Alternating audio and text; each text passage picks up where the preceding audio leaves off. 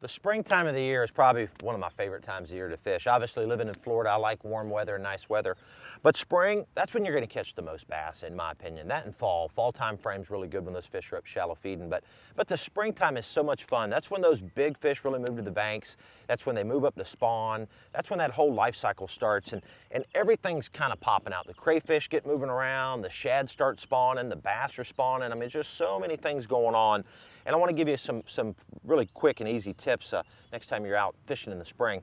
You know, first of all, lure choices. You know, in the spring, I'm going to try to fish shallow. In the springtime, I'm fishing most of the time 12 foot or less.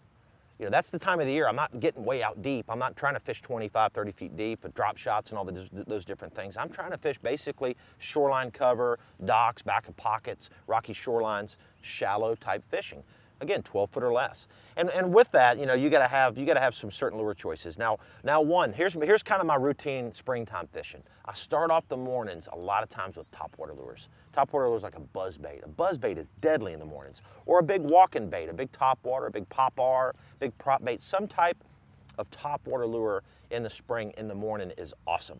And then if it's a little windy or a little cloudy that morning, things like a spinner bait or even a chatter bait work real well. Again, in the morning times, that's real you get those active fish up on the banks feeding, again on the shad or up maybe spawning, and those work real well. Then in the spring when the sun gets up, things kind of settle down a little bit. You get a nice bright sunny day like we have here behind us. That's when I'm gonna slow down a little bit and fish with, you got it, a little shaky head worm. That thing works awesome in the springtime. Just cast around the docks, cast around like isolated cover, little rock piles, little rocky points, maybe just a single dock in the back of a pocket.